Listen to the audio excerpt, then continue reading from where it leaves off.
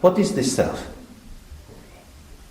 The self is not the sum total of all the aspects. You couldn't go around and interview all the people who know me and take all their accounts of me and put it together, and that would somehow tell you who I am. The true quality of our existence slips away. It's ungraspable, and yet it's always present. In the language of Buddhism, that's called emptiness. It doesn't mean there's nothing there at all, but it means that the vital quality of existence is not a substance, it's not a thing, it's not an object that you can grasp, and yet it is somehow the basis of all the experiences that we have. So one of the most important things is to be aware of this reality. Indeed, awareness is liberation itself. Awareness means not to be caught up in thinking about things, not trying to make sense of them, but just to offer a relaxed, open hospitality. A hospitality to whatever arises. Most of the time, we have the feeling that our lives belong to us. So we have a sense that the arena of my experience is something private, it belongs to me, like a garden. We are very concerned that in our garden we should have nice flowers and not have any weeds. And if the neighbor's child keeps kicking the football into our garden, we get annoyed. We say, this is my private space. In the same way, we think our mind is our private concern, and so we should be able to have the kind of thoughts we want, the kind of feelings we want. And so we try to control our domain. When we come to an understanding of awareness, we relax and open. And we realize that our existence is more like a public park. We are entitled to walk in the public park, we can sit on a bench and observe all the things that are going on, but we can't blow a whistle if people are doing things we don't like. To be aware is to be tolerant, and to recognize that we don't control the world, but at the same time we are not the slave of the world. It's about participating, taking a place, which means finding the rhythm. Finding ways in which you can connect in a dynamic and meaningful way with other people.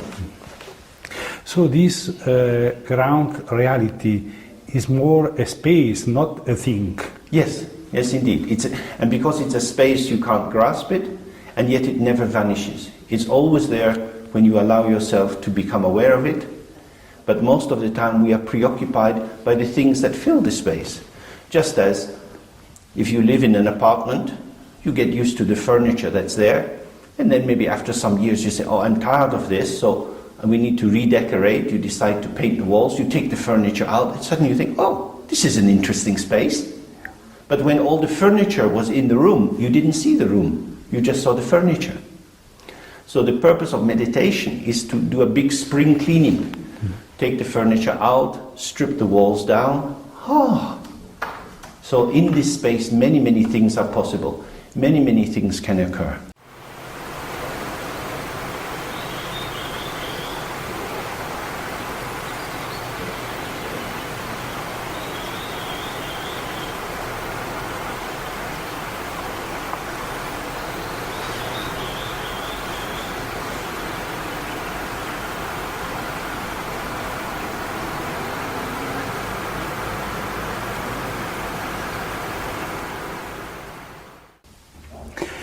When we are able to live in this ground reality, it is correct to think that death is finished.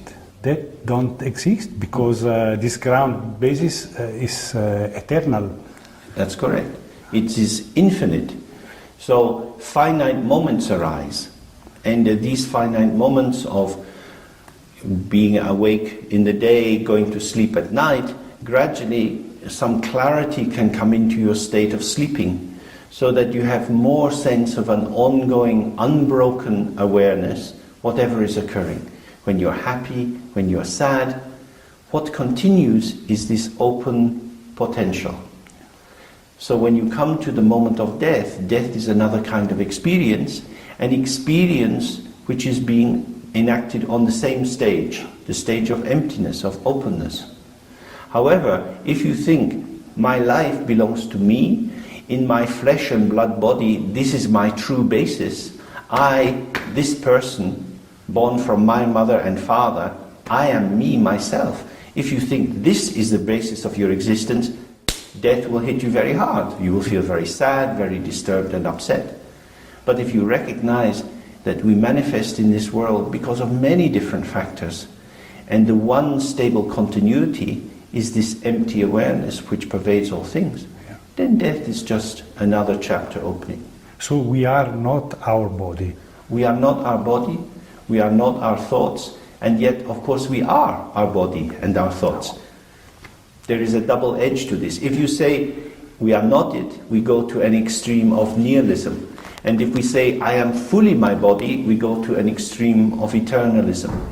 And the teaching of the Buddha is the middle way between the extreme points.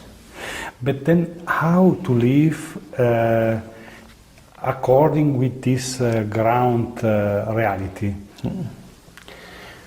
The key point is to not interrupt the line between the openness of the heart, which is the site of awareness, and the senses. Our senses connect us with all things.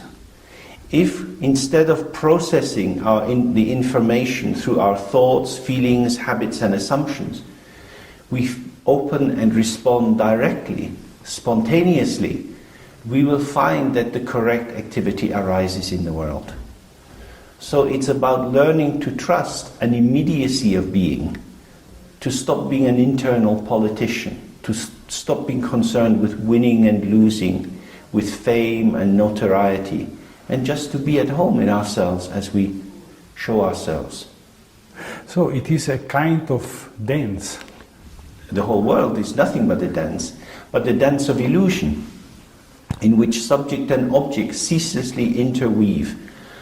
Some people imagine that a state of enlightenment would be a state that would be completely protected. It would be a stasis, a stability, and once you achieve this safety, nothing would ever disturb you again. This is, I think, a false understanding. The one thing which is stable and unchanging is our awareness, but because it is empty, you cannot grasp it. What manifests is always changing. Our body changes, we get older, our voice changes, our thoughts, our feelings change. And these manifestations are happening in a world with others. We are always in communication with others. So contact, mutual aliveness, co-emergence, this is happening inseparable from the ground nature. At this very moment, as I am talking with you, we are together in one world manifesting at the same time. I'm only speaking because you asked me these questions. If I was walking down the road, I wouldn't be talking to myself. So in my words, I'm showing you something of myself, but that happens for you. If I now go and have a cup of tea with someone, I'll talk in a different way. So in that way, manifestation arises with others. And this is the eternal dance of becoming. Yeah. That who I am is determined by the other as much as by myself. This is non-action. Yes, it's a kind of non-action in which the center of gravity of my existence is not deep inside me, but it is in the interactive point between us. Yeah, yeah. What is very important is not to stop this dance. Absolutely, and you cannot stop it. It's an illusion. That's the false narcissistic position of mastery. I am in charge of the world. I can make things happen on my terms. But the world is a revelation. It's happening all the time. And we are part of the revelation. We are not sitting in the audience looking at something on a screen. We are actors. And we are this peculiar combination. We are both the empty stage and the actor on the stage and the director of the drama, and we're in the audience. And all these aspects of our existence are happening at the same time. And the path of Dzogchen is to find an integration or balance so that you're not just empty and open, you're not just very participative, you're not just trying to control things, and you're not just amazed at the wonder of everything, but these four aspects move and dance together. This is so the most important thing is to be with the life, with the other people. Absolutely. Yeah. It's about participation, Yes. taking a place that evolves and moves. It's about openness, responsiveness, not fearfulness, but to have a spontaneity, a lightness of being, not to take things too seriously. One of the central teachings of Buddhism, which is also in Dzogchen, is the idea everything is an illusion. It's like a dream. So if you take it too seriously, it will become very heavy and you will feel ground down and oppressed. But if you make it too light, you say, oh, it doesn't matter. Again, it's the middle way between these two. Yeah. But we are responsible in our life. We are responsible, but sometimes we can take responsibility as a notion of burden, as if there is some judge who is going to call us to account and say, oh, what are you doing? Why did you do that? That's a very harsh and dualistic notion of responsibility. Or we could take the word responsibility to mean the ability to respond. And so that means to be flexible, to be present, to be willing to see, to be willing to hear. Yeah. No blockage on the senses and the heart. This is life from the point of view of Dzogchen. Indeed. Yeah. That's the way we awaken to our infinite potential.